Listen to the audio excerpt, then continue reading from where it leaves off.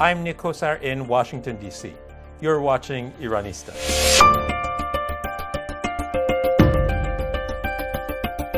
Five days after the mining disaster in Yurt of the Gulistan province, Rouhani paid a visit, but he was harshly attacked and criticized by the miners, who called this visit a publicity stunt.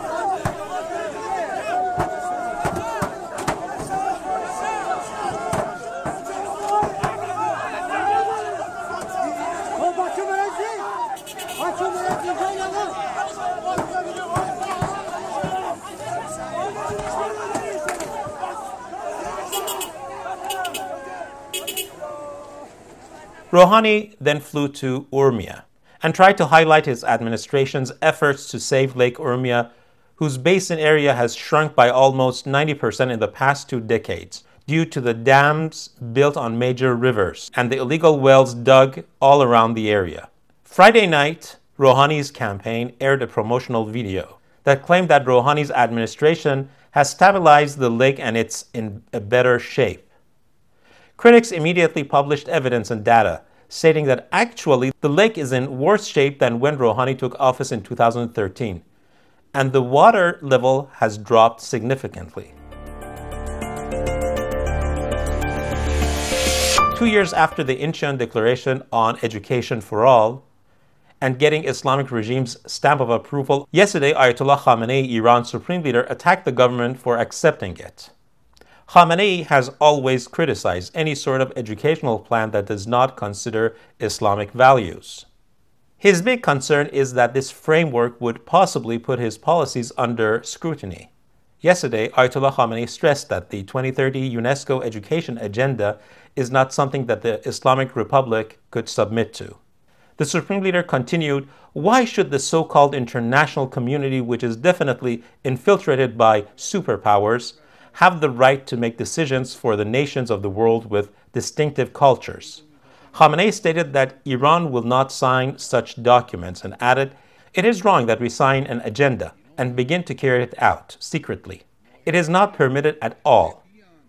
Iran's supreme leader did not miss the opportunity to invite the public to vote and said, "It is not important who you vote for. It is important for everyone to show up and participate in order to show that they are ready to defend Islam and the Islamic Republic."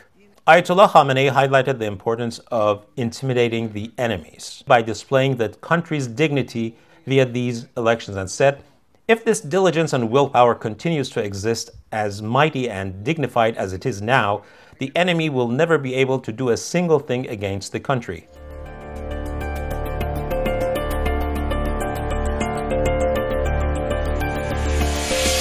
Mohammad Dehqan, Ghalibaf's campaign manager, has asked Rouhani about his family's different last names. Dehqan tweeted, "Mr. President, your last name is Rouhani, your brother's last name is Feridun, and your son's last name is Omrani. Using different last names has been a way to get different passports, register at a university under a different name, purchase real estate, and do business deals without implicating the political stature of the high-ranking person in the family." Hassan Rouhani also used his birth family name, which is Feridun, to register at the Glasgow Caledonian University, but has allegedly used the old last name to travel to Europe and visit friends and family, or in one case, an Israeli official in the 1980s. Dehqan's tweet is in response to Hassan Rouhani's campaign attacking Ghalibaf's son for his business deals.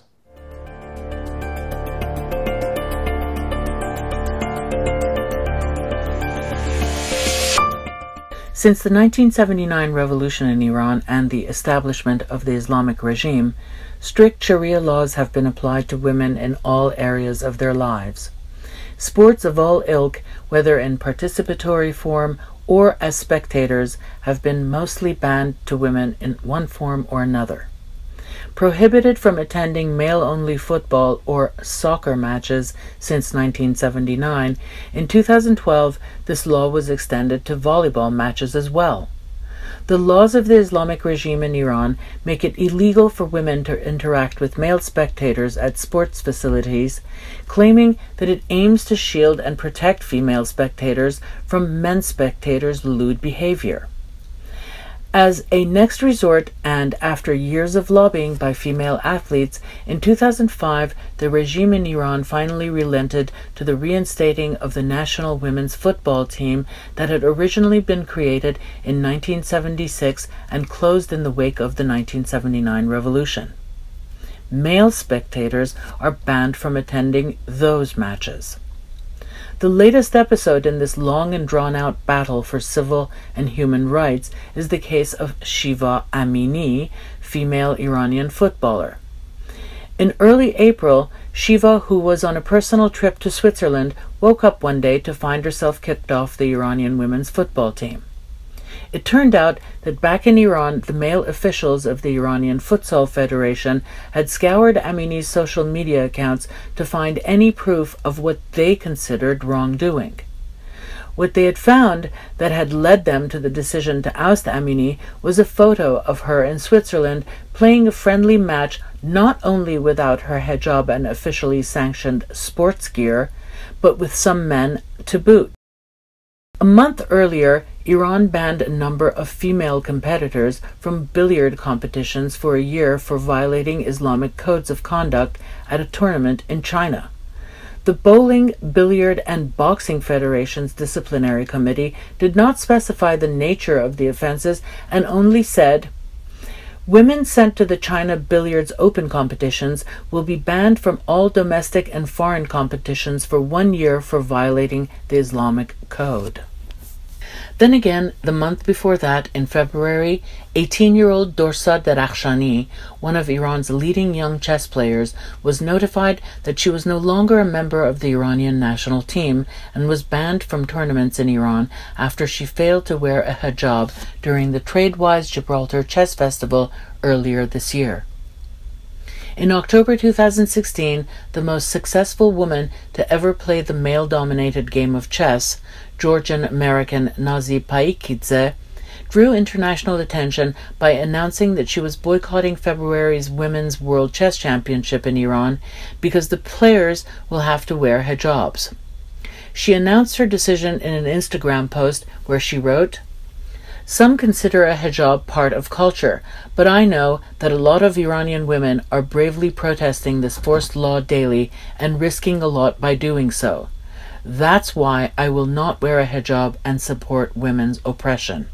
On June 20th, 2014, Iranian-British law student Qonche Qawami was detained while trying to enter the Iran-Italy Men's World Volleyball League match at Azadi Indoor Stadium in Tehran. She and other women's rights campaigners were protesting outside the stadium for equal access to the sporting events. Qawami was arrested at the security gate of the stadium and released on bail several hours later. However, when she returned a week later to collect her belongings, she was rearrested and taken to Tehran's notorious Evin prison. On October 1st, 2014, she began a hunger strike after being held in solitary confinement for 100 days. Eventually, in November of that year, Qawami was released on what was said to be $30,000 bail. She was sentenced to 1 year in prison and was banned from leaving Iran for 2 years. In October 2016, Qawami, who was forced to stay in Iran as a result of her travel ban per her plea agreement, penned a letter to Nazi Paikidze that was published by The Guardian. In it, she argues, "Obviously, I recognize Paikidze's right, and that of every other human being, to choose how to dress, and I applaud her insistence on her right as a woman, but I believe that her choice to boycott the game is misguided." Iranian women have a few allies among some international sports figures, however. Qawami's own case did not go ignored by the International Federation of Volleyball's annual assembly in Italy that year. Ari Garka, the president of the federation, released a statement about Qawami's arrest and incarceration, saying, "Women throughout the world should be allowed to watch and participate in volleyball on all equal basis." Another steadfast advocate for women in football, Moya Dodd, a FIFA Executive Committee member, is the Vice President of the Asian Football Confederation, AFC, which has full jurisdiction over Iran and possibly in the strongest position to put more pressure on the regime in Iran to open the stadiums to women. She has met with Iranian activists on many occasions in recent years. In 2011, after the Iranian women's national football team suffered a devastating disqualification for being forced to wear hijabs and was unable to gain a place in the Women's World Cup, Dodd actively campaigned FIFA on their behalf. That prompted a 2-year campaign that eventually resulted in FIFA lifting the ban on head coverings in March of 2014. Also outspoken on the issue is the USA Volleyball chairwoman Lori Okumura, who says, "This is not a political statement. This is not a political issue. This to me is not about politics. It's about gender. Volleyball has always been about equality. Why now are we not sending that same consistent message?" Okumura is also in contact with Iranian activists like Daria Safai, who are focused on the very issue. Based in Belgium, Safai is the founder and director of Let Iranian Women Enter the Stadiums and an activist against gender apartheid. Safai, who traveled to Rio for the 2016 Olympics, was confronted by Brazilian police who questioned her for holding a large sign and wearing a t-shirt that said, "Let Iranian women enter their stadiums," at one of the games. Safai, who was seated in the front row courtside of a volleyball match being played by Iranian players, was surrounded by agents of the Islamic regime who taunted her and pushed for the Olympic officials to remove her from the sports arena. In 2006, Iranian film director Jafar Panahi's film entitled Offside was released. The film, a rather comedic look at this rather thorny and discriminatory topic, was inspired by the director's daughter who attempted to enter a stadium to watch a match. The film was shot in Iran, but banned from being screened there. In the film, a girl disguised as a boy tries to attend the 2006 World Cup qualifying match between Iran and Bahrain. Traveling by bus with a group of male fans, she is recognized as a woman by some of them. However, they keep it to themselves. Once she arrives at the stadium, she tries to purchase a ticket from a hesitant scalper. Unable to pay for the exorbitant price the scalper asks, the girl tries to slip past security, but she is spotted by guards and arrested. She is taken to a makeshift holding pen on the side gate of the stadium where several other women, also disguised as boys, also having been caught, are being held. The guards who are doing their national service do not seem to be of the belief that women should be prohibited from attending football matches. However, their job is to guard the women carefully for fear of their captain turning up and reprimanding them. Despite that, though, from time to time, they give the corralled girls play-by-play updates on the match that the women cannot see but do hear.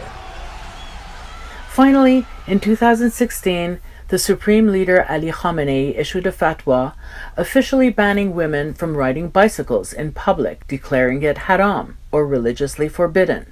Khamenei claims that a male seeing a woman riding a bicycle would expose him to her physique, which is cause for him to become aroused even if she's fully hijabed.